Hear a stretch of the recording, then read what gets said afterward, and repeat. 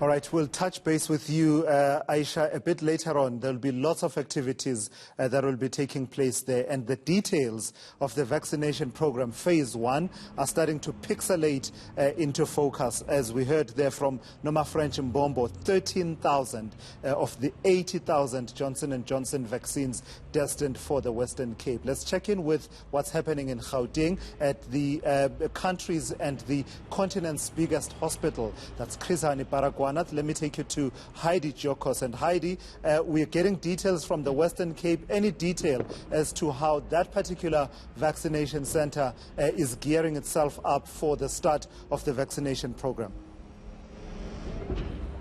Well, we'll most likely find out further details with regards to this rollout plan here at Hani Baragwanath Hospital at around 1 o'clock. We do understand that Gauteng Premier David Makhura is expected to be here, so we'll probably get finer details with regards to that. But what's important to note here, Tulas, is that this hospital alone will be receiving the most dosages of the vaccine. We know it's over 11,000 just for this hospital. It makes sense. This hospital has over almost 7,000 healthcare workers that work just from this hospital. But we are joined by DA's shadow MEC for Health in Gauteng. Thanks so much for your time, Jack Bloom.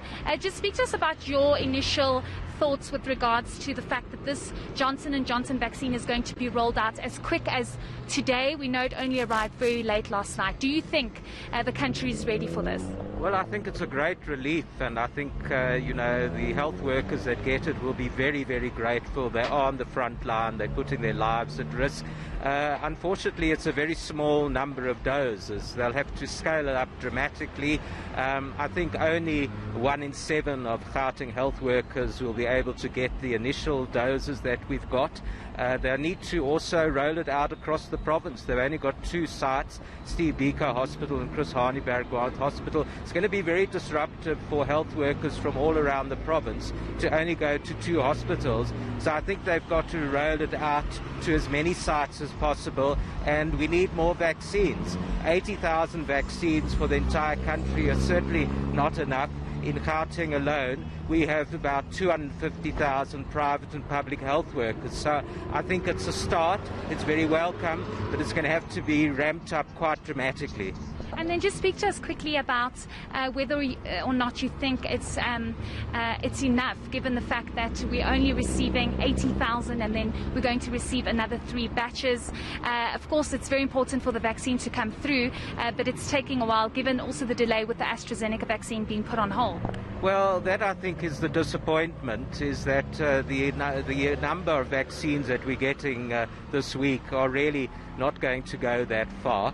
We want to vaccinate, I think, all our health workers as soon as possible, and then we need to get to the other categories of people, the vulnerable people, the elderly people, people in old age homes and institutions. So I think what we'd really like to know is, when are the other batches coming?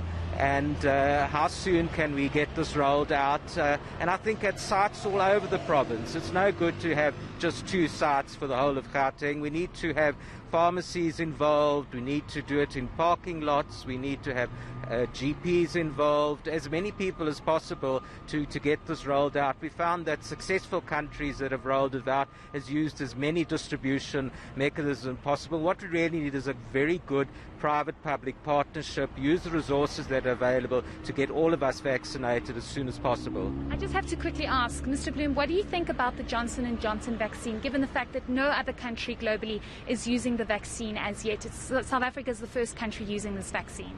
I think that it's already been demonstrated effective in trials, and the big advantage is 1 dose only, which is very, very important for us in South Africa, and it doesn't need ultra-cold freezing conditions, so it's the right vaccine for South Africa, provided we can get as many doses as possible in as short a time as possible as well.